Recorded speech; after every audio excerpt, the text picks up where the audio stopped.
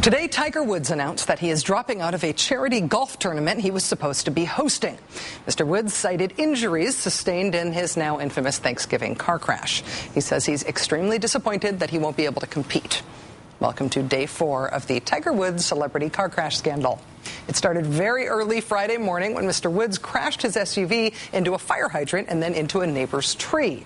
He was treated and released from the hospital the same day, but by the following day, the website TMZ had reported that the lead up to Woods' accident involved being assaulted and chased with a golf club by his wife. And a tabloid conniption was officially born.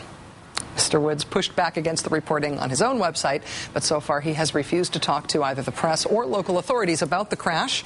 Tiger Woods' silence is, of course, not stopping anyone from asking questions, especially of the very salacious sort. Was Woods having an affair? Did his wife beat him up? Was he on meds of some kind? According to the Nation's sports writer and my buddy Dave Zirin, it is good that questions are finally being asked about Tiger Woods. But yeah, according to Dave, at least, these are all the wrong questions. Joining us now, Dave Zirin, sports writer for The Nation and author of the book, A People's History of Sports in the United States. Dave, thank you for coming on the show, and I want you to admit it, you care about whether his wife hit him with a golf club.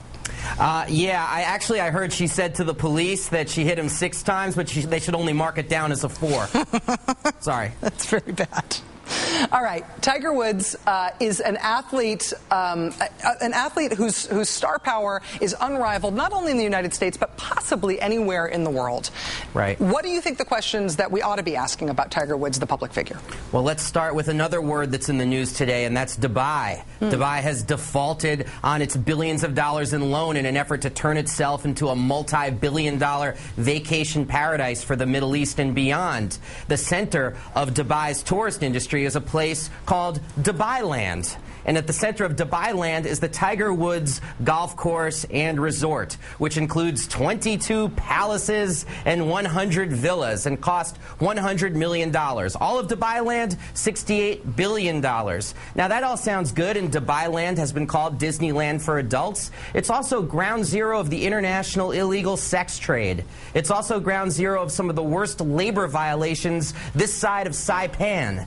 And people begged Tiger Woods to say something about labor practices or the sex trade in Dubai. And it doesn't sound like that would be that controversial. It's like being against swine flu or saying up with puppies. You know, it doesn't sound like that big a deal, but Tiger Woods refused to say a word about it. That's been his MO, and the media absolutely let him skate on it. So for those of us who try to be critical of how athletes use their fame and use their incredible cultural capital, it boggles my mind that there is a 24-hour stakeout on Tiger Woods, and it's for something that frankly makes me just want to shower with steel wool. Well, so much of the way that it has been justified to spend this much time covering Tiger Woods is the question of his business dealings, about whether or not this is going to affect his billion-dollar brand. But you're saying that there are political questions that he should be asked to answer for because he is a billion-dollar brand, and he's sort of floated above scrutiny on all of those. Well, absolutely, and very few people challenge Tiger on this, and it has to do with power. You mentioned him being a billion-dollar brand. When it comes to sports earnings, that number is about $92 million. That's what he's made through golf. When it comes to public relations, his image as this Spartan master, Sun Tzu ninja of focus, that's over $900 million that he has earned by perpetuating this image. So the questions are legitimate in regard of the business of Tiger Woods, Inc.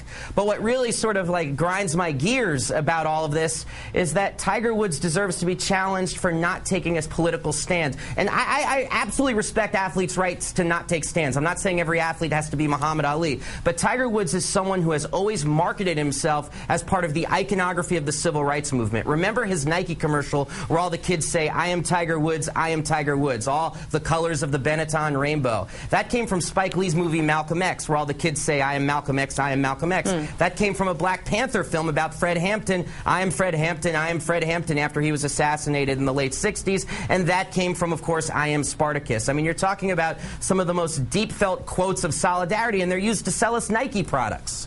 Dave Zirin, sports writer for The Nation, the man who connects weirder dots than anybody else in the country. Thank you so much for joining us tonight. It's always a pleasure. My privilege, Rachel. Thanks.